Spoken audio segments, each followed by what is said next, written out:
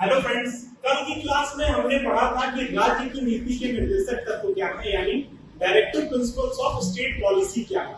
इसका मतलब ये था कि राज्यों को क्या निर्देश दिया गया है हमारे संविधान की तरफ से कि वो किस तरीके की नीतियां बनाएं। तो उसमें एक चीज ये थी कि क्या सिर्फ राज्य की नीति निर्देशक तत्व तक ही निर्देश सीमित है या उसके बाहर भी सरकार को या कॉन्स्टिट्यूशन में आने वाली सरकारों को निर्देश दिए हैं। तो इसका मतलब ये था कि आप जब डीपीएसपी पढ़ रहे थे तो डीपीएसपी के बाहर भी कुछ निर्देश दिए गए हैं या नहीं। तो डीपीएसपी के बाहर भी निर्देश दिए गए हैं जो कैसे हैं, नॉन जस्टिसएबल हैं, जो वाद्य योग्य नहीं है। उनमें से सबसे जरूरी जो पूछता है वो है 350 का ए, 350 का ए। इसमें ये कहा जाता है कि हम अपनी मदर टंग मातृभाषा को क्या करेंगे, उसका प्रचार करेंगे। जैसे कि अगर मान लीजिए मेरी मातृभाषा पंजाबी है, किसी की मातृभाषा भोजपुरी है, तो वो क्या करेगा, अपनी मदर टंग को प्रचार करने में और उसमें एजुकेशन लेने के लिए वो क्या है, फ्री है और राज्य इसका प्रबंध करे, ऐसा कहा गया है। अब 351 में कहा गया है ये कि राज्य जो है हिंदी को बढ़ावा देगा। हिंदी हमारी राष्ट्रभाषा है, उसको बढ़ावा देगा। ये किसमें कहा गया है, 351 में। इससे हमको ये समझ में आता है कि डीपीएसपी जो है सिर्फ यही पे राज्य को निर्देश नहीं दिए गए, इसके बाहर भी दिए गए हैं। तो एक सिंपल सा सवाल आता है जिसकी वजह से मैं पढ़ा रहा हूं कि क्या राज्य को निर्देश सिर्फ नीति निर्देशक तत्वों में दिए गए हैं कि उसके बाहर भी दिए गए हैं। तो उसके बाहर भी दिए गए हैं और जिसमें से प्रमुख आर्टिकल ये दोनों हैं। ये आर्टिकल ऐसे भी पूछते हैं इंपॉर्टेंट एग्जाम के लिए कि 350 के ए में क्या है, 351 में क्या है, और इस तरीके से भी पूछता है कि हमारे यहाँ मातृभाषा के उत्थान के लिए कौन सा आर्टिकल है, हिंदी के उत्थान के लिए कौन सा आर्टिकल है, या जैसा कि मैंने बताया कि डीपीएसपी के बाहर कौन से आर्टिकल हैं जो राज्य को निर्देश देते हैं। अब हम पढ़ेंगे मूल कर्तव्य। मूल कर्तव्य पढ़ने से पहले सबसे जरूरी हमको जानना यह है कि मूल कर्तव्य हमको लाना क्यों पड़ा। ठीक, तो मूल कर्तव्य आया इंदिरा गांधी के दौर में, जब इंदिरा गांधी प्रधानमंत्री थी और भारत में आंतरिक डिस्टर्बेंस के कारण, इंटरनल डिस्टर्बेंस के कारण इमरजेंसी लगी हुई थी, आपातकाल लगा हुआ। जब आपातकाल लगा हुआ था तो इंदिरा गांधी का विरोध सर्वव्यापी। इसका मतलब यह है कि पूरे भारत में इंदिरा गांधी का विरोध चल रहा था और इस विरोध के कारण लोग सड़कों पे थे, प्रदर्शन कर रहे थे। इसके साथ ही साथ लोग पब्लिक प्रॉपर्टी को हानि पहुंचा रहे थे, फूंक रहे थे। जो आज के उसके बाद के बड़े बड़े लीडर हुए जैसे कि लाल कृष्ण आडवाणी जी, अटल बिहारी वाजपेयी जी, लालू प्रसाद यादव जी, ये सारे लोग कहाँ थे, जेल में थे। इंदिरा गांधी ने सबको कहाँ भेज के रखा था, जेल में। और उस समय के तात्कालिक जो डिफेंस मिनिस्टर थे सरदार स्वर्ण सिंह, अब आपको सरदार स्वर्ण सिंह से याद आएंगे सरदार बलदेव सिंह जो हमारे इंटरिम गवर्नमेंट के क्या थे, रक्षा मंत्री थे। तो रक्षा मंत्री सरदार स्वर्ण सिंह को इंदिरा गांधी ने ये काम सौंपा कि आप जो है एक ऐसा मूल कर्तव्य बताइए जिससे लोगों को ये पता हो कि सिर्फ अधिकार ही उनके पास नहीं, उनको कुछ कर्तव्य भी जरूरी है। इसी वजह से मूल कर्तव्य का पाठ जोड़ा गया। और वो दौर जो आपातकाल का था वो बहुत ही भयावह था। अगर आप पढ़ेंगे तो आप दुष्यंत कुमार को पढ़िएगा, वो आपातकाल को बहुत अच्छी तरीके से कविताओं में गढ़ते हैं। अब हमको पढ़ना है मूल कर्तव्य। मूल कर्तव्य में सबसे पहली बात कि मैंने ये बता दिया कि इसकी जरूरत क्यों पड़ी। विद्रोह चारों ओर है और पब्लिक प्रॉपर्टीज की जा रही है, लोग बहुत सारी चीजों का सम्मान नहीं कर रहे हैं। तो लोगों को उनका कर्तव्य याद दिलाने के लिए एक कमेटी बनाई गई जिसकी सिफारिश से मूल कर्तव्य बना और उस कमेटी का नाम था सरदार स्वर्ण सिंह कमेटी। और सरदार स्वर्ण सिंह कौन थे, तात्कालिक रक्षा मंत्री। और एक कमेटी में 12 मेंबर, 12 सदस्यीय ये कमेटी थी जिसने मूल कर्तव्य को बनाया। और मूल कर्तव्य का सिद्धांत हमने लिया कहां से, तो हमने इसको लिया उस समय के यूएसएसआर और आज के रसिया से हमने बॉरो किया। जैसे हमने डीपीएसपी कहां से बॉरो किया था, आयरिश कॉन्स्टिट्यूशन से, उसी तरीके से हमने इसको गौरव किया है कहां से, यूएसएसआर से। जब मूल कर्तव्य की बात आती है तो ये पूछा जाता है कि ये जब मूलतः संविधान में तो है नहीं, तो इसको जोड़ा गया और ये पूरे भाग को जोड़ा गया, तो इस पूरे भाग को किस संविधान संशोधन के अधिनियम के तहत जोड़ा गया? तो मैं बता रहा हूं, इंटरनेट डिस्टर्बेंस का समय था 1975 से 1977। इसी वजह से आप देखिए कि 42वां संशोधन अधिनियम 1976 क्या हो जाता है, इंपॉर्टेंट हो जाता है, और इसी वजह से इसको क्या कहते हैं, लघु संविधान या मिनी कॉन्स्टिट्यूशन भी कहते हैं। क्या कहते हैं, मिनी कॉन्स्टिट्यूशन। क्यों? क्योंकि इसने संविधान में एक जो है व्यापक तौर पे बदलाव किए। वो इंदिरा गांधी का विजन था जिसमें 42वां संशोधन अधिनियम जो है आप जब पढ़ेंगे तो एक व्यापक स्तर पे बदलाव हो रहे हैं, उसमें मूल कर्तव्य भी जोड़ा गया। अब सवाल ये आता है, जब मूल कर्तव्य जोड़ा गया तो किस भाग में जोड़ा गया? तो वो जोड़ा गया भाग 4A यानी 4 में जोड़ा गया। 4 में जोड़ने के बाद अब अगला क्वेश्चन आता है कि किस आर्टिकल के तहत, किस अनुच्छेद के तहत? तो इसका सिर्फ एक ही अनुच्छेद है, 51A। ये याद रखिएगा, इसका अनुच्छेद एक है 51A, उसके सब क्लॉज हैं A से लेके K तक। ठीक, तो हमने ये बातें पढ़ ली। और जब जोड़ा गया 42वें संशोधन अधिनियम के तहत, तब सिर्फ 10 मूल कर्तव्य थे। कितने थे?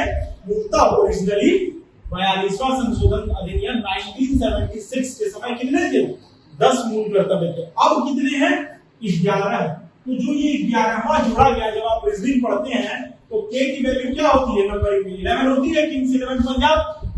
ठीक, तो 11 जो जोड़ा गया, ये क्वेश्चन पूछता है कि किस अमेंडमेंट एक्ट के तहत जोड़ा गया और इसकी विषय वस्तु क्या थी? तो ये जोड़ा गया 86वां अमेंडमेंट एक्ट 2002 के तहत। अब देखिए कि 86 अमेंडमेंट एक्ट के तहत मैंने आपको डीपीएसपी में यह बताया था कि आर्टिकल 45 जोड़ा गया, जिसमें ये कहा गया कि राज्य का यह काम है कि वो 0 से 6 साल तक के बच्चों की क्या करे, प्री एजुकेशन की जो है व्यवस्था करे। और 21A भी 86 अमेंडमेंट एक्ट 2002 के तहत जोड़ा गया और उसमें ये कहा गया कि 6 से 14 साल के बच्चों का क्या है, फ्री एंड कंपल्सरी एजुकेशन उनका मूल अधिकार है। तो मूल कर्तव्य में ये कहा गया कि ये पेरेंट्स की, गार्जियन की और माता पिता की ड्यूटी है कि वो अपने 6 से 14 साल की उम्र तक के बच्चों को क्या करें, स्कूल भेजें। ड्यूटी ऑफ पेरेंट्स, क्या वो 6 से 14 साल के बच्चों को स्कूल भेजें। क्यों? क्योंकि 6 से 14 साल के बच्चों का स्कूल जो है फ्री एंड कंपल्सरी एजुकेशन तो आप दे ही रहे हैं कई से में।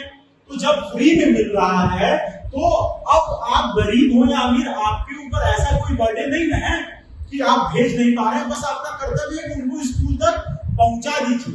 बाकी शिक्षा देना किसका काम है? सरकार का काम है। एक क्वेश्चन ये पूछता है कि सरदार स्वर्ण सिंह कमेटी के अलावा और कौन कमेटी बनी फंडामेंटल ड्यूटी पे थे?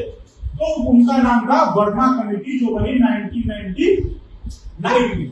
अब देखिए ये कि हमको ये जानना है कि जो आपके बोर्ड पे देख रहे हैं, इससे स्क्रीनशॉट ले लीजिए, सिर्फ इससे मूल कर्तव्य के 90% क्वेश्चन आपके सॉल्व हो जाएंगे।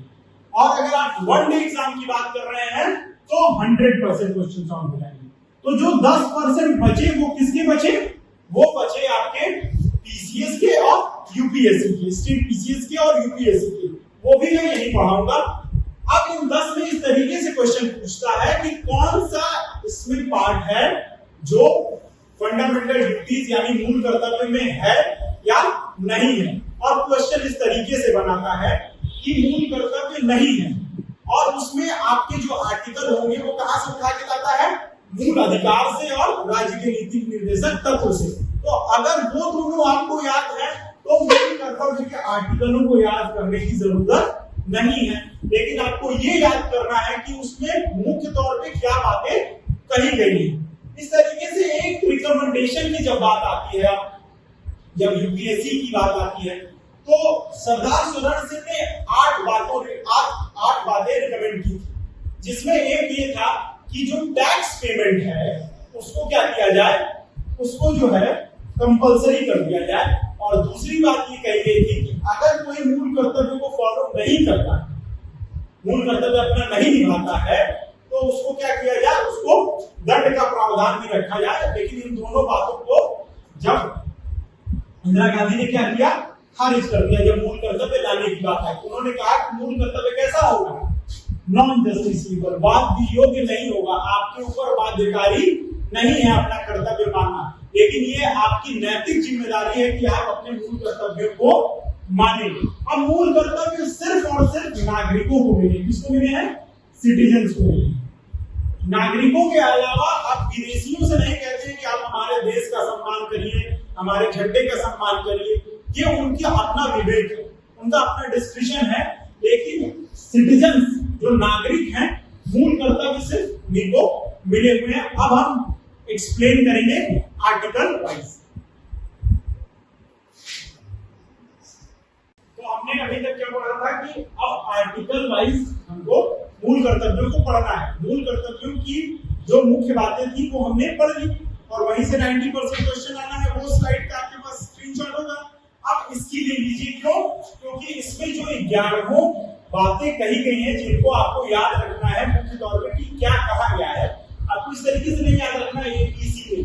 क्यों? क्योंकि इस तरीके से पूछता नहीं है, बस वो पूछता है कि मूल कर्तव्य है या नहीं है। तो सबसे पहले मूल कर्तव्य में ये कहा गया है कि आप संविधान का सम्मान करेंगे, संविधान का पालन करेंगे और राष्ट्रीय जो हमारे स्मारक हैं, इंस्टीट्यूशंस हैं, संस्थाएं हैं, राष्ट्रीय ध्वज है, राष्ट्रीय प्रतीक जो है उसका क्या करेंगे, आप सम्मान करेंगे। राष्ट्रगान, राष्ट्रीय ध्वज का आदर करेंगे। ये आपका आर्टिकल 51A का सब क्लॉज ए है। दूसरी बात, हमारा कर्तव्य यह है कि हम राष्ट्रीय आंदोलन में जो आदर्श थे, जो वैल्यूज थी, उनका भी सम्मान करेंगे। अब राष्ट्रीय आंदोलन में वैल्यूज हमारी क्या थी? तो सत्याग्रह हमारी वैल्यू थी, अहिंसा हमारी वैल्यू थी। ये सारी चीजें जो है क्या है, वैल्यूज ऑफ नेशनल इंडिपेंडेंस के समय जो हमारा रिवॉल्यूशन था उसकी वैल्यूज है। अब इसमें ये जरूरी नहीं है कि आपको एक्सप्लिसिटली दिया हुआ नहीं है कि क्या क्या आदर्श है। तो आपसे पूछेगा भी नहीं कि क्या क्या आदर्श है या नहीं है भारतीय राष्ट्रीय आंदोलन में। बस आपको ये याद रखना है कि आदर्शों का सम्मान करना है, जिसमें से एक तरीके से जितने भी गांधीवादी बातें हैं वो सब हमारे संविधान का क्या है, आदर्श है राष्ट्रीय आंदोलन। और तीसरी बात यह है कि हम देश की अखंडता और उसकी संप्रभुता और उसकी एकता की क्या करेंगे, रक्षा करेंगे और सम्मान करेंगे। हम ऐसा कोई काम नहीं करेंगे जिससे हमारी देश की अखंडता, संप्रभुता और एकता को ठेस पहुंचे। तीसरी बात यह है कि हम वैल्यू करेंगे और बचाएंगे rich heritage of composite culture. Rich heritage of composite culture का क्या मतलब होता है? जो हमारी गंगा जमुनी तहजीब है, या जैसे मान लीजिए कि हमारे यहाँ क्या है, ढेर सारी डाइवर्सिटी है, तो ये एक कंपोजिट कल्चर की निशानी है कि हम एक साथ मिलकर एक जगह पे रहते हैं, भले ही हम अलग अलग हैं। इसको हम क्या करेंगे, बचाएंगे। अब हमको पढ़ना है कि देश की रक्षा करेंगे और जरूरत पड़ने पे सेवा भी देंगे। ये हमको कहा गया है 51 के डी में। मान लीजिए देश किसी वॉर की स्थिति में पहुंच जाए तो आप क्या करेंगे, आप देश की रक्षा करेंगे। ये आपका कर्तव्य है, ये हमारा कर्तव्य है। और देश में हार्मनी, समरसता बनाए रखेंगे, गंगा जमुनी तहजीब को, और भाईचारा बनाए रखेंगे। बाकी किसी भी तरीके का भेदभाव नहीं करेंगे, न जाति के आधार पे, न लिंग के आधार पे, न प्लेस ऑफ बर्थ के आधार पे। ठीक, ये बातें कही गई हैं। और स्पेशली अलग से कहा गया है कि स्त्रियों का सम्मान करेंगे। आप ऐसा कोई काम नहीं करेंगे जिससे स्त्रियों के सम्मान में ठेस पहुंचे। और इन बातों के बाद क्या आया है कि rich heritage of composite culture. उसके बाद ये कहा गया है कि आप जो है नेचुरल इंपॉर्टेंस की जो चीजें हैं उसको बचाएंगे, ठीक, प्रोटेक्ट करेंगे नेचुरल इंपॉर्टेंस की जो चीजें हैं। उसके बाद ये है कि आपका टेम्परामेंट जो है वो कैसा होना चाहिए, वैज्ञानिक दृष्टिकोण होना चाहिए, साइंटिफिक टेम्परामेंट होना चाहिए।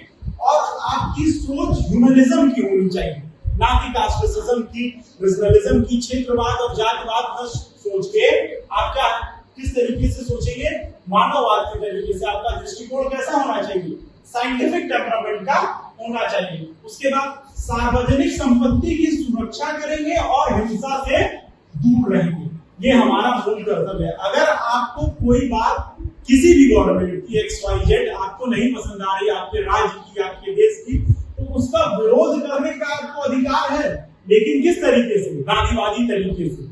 मैं आपको पहले भी कह चुका हूं कि ये गांधी का देश है, यहाँ विरोध किस तरीके से होता है? शांति के साथ आपको विरोध करना है, ठीक? तो इसका अधिकार है आपको विरोध का, लेकिन सार्वजनिक संपत्ति की सुरक्षा करना है। ये नहीं बस ये नहीं, गांधीवादी विरोध होना चाहिए और हिंसा से आपको दूर रहना है, ठीक? अब देखिए इंडिविजुअल और कलेक्टिव एक्सेलेंस की बात करेंगे। ये कह रहा है कि आप व्यक्तिगत तौर पे और सामूहिक तौर पे इस तरीके का आपका दृष्टिकोण हो कि आपके एक्सीलेंस की बात हो, आपकी बढ़ोतरी की बात हो। एग्जांपल के लिए जैसे इस समय सबसे फेमस एथलीट कौन है? नीरज चोपड़ा। अगर वो अपने लिए कुछ करते हैं, जैसे वो अपना प्रैक्टिस कर रहे हैं, तो उनका क्या होगा? इंडिविजुअल डेवलपमेंट हुआ।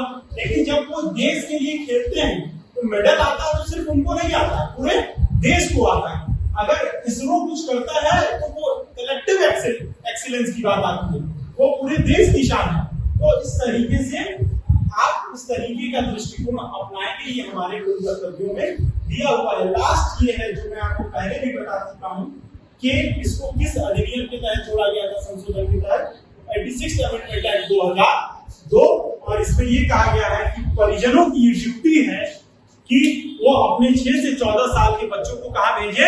स्कूल